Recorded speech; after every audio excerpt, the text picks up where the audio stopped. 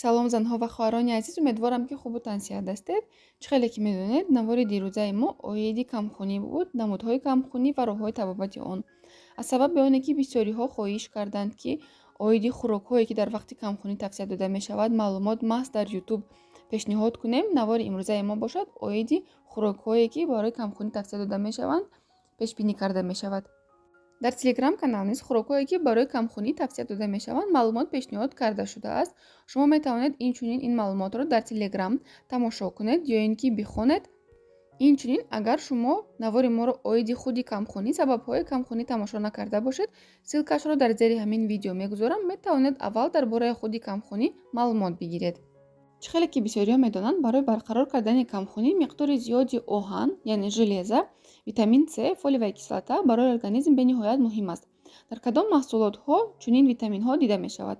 Албатта дар ҷои аввал маҳсулотҳои гӯштӣ меистанд, хусусан гӯшти гов, ҷигари гов, гӯшти гӯсфанд, гӯшти мурғ, моҳӣ. маҳсулотҳои гӯштӣ дар таркибашон миқдори зиёди оҳан доранд, ки барои камхунӣ бениҳоят фоидаи зиёде доранд. моҳӣ бошад, хусусан моҳиҳои баҳрӣ ба монанди форел, лосось, тунец.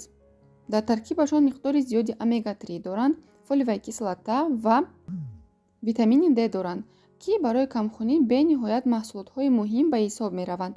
вале шумо бояд донед, ки маҳсулотҳои гӯштиро аз ҳад зиёд истифода бурдан лозим нест, чунки аз ба ҷои фоида метавонад ки ба организми инсон зарар расонад. ҳангоме ки шахс аз ҳад зиёд маҳсулотҳои гӯштӣ истифода мебарад, дар организмаш метавонад ки мочевая кислота баланд шавад ва боиси дарди буғумҳо ва дарди устухонҳо шавад.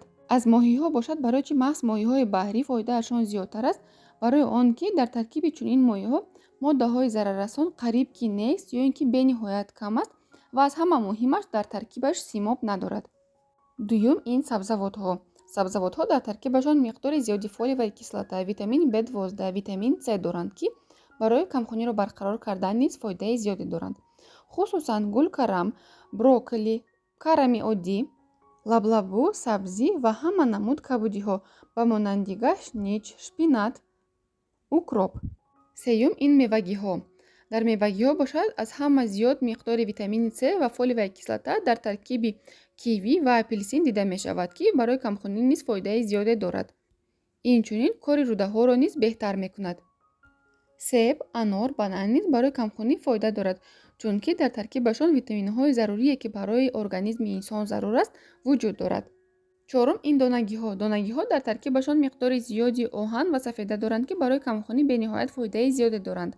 аз донагиҳо ин чормағз, писта, бодом, чормағзи кӯҳӣ, лубиё, нахут, гарох, мош, наск ба организми инсон бениҳоят фоидаи зиёде мерасонанд.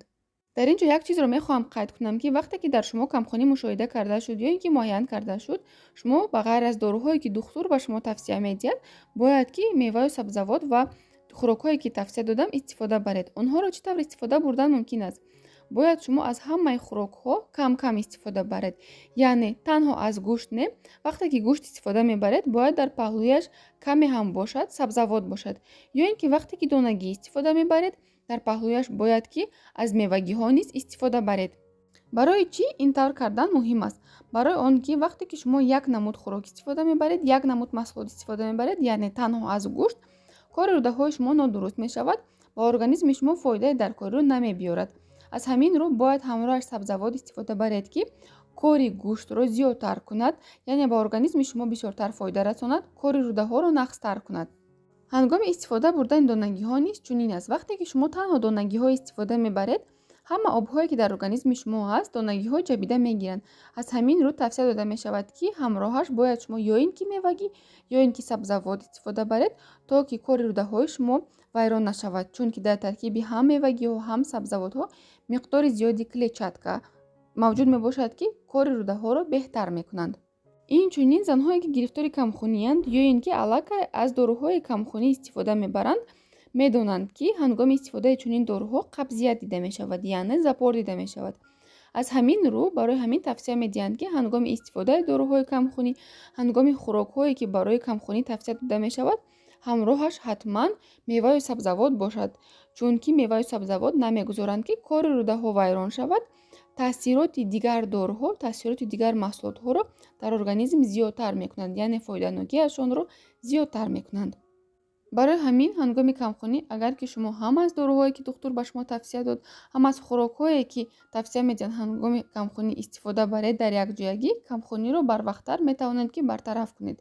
дӯстони азиз, умедворам ки навори имрӯзаи мо ба шумо писанд омад. чун ҳар вақта фикрҳои худро дар комментарияҳо баён созед. саломат бошед.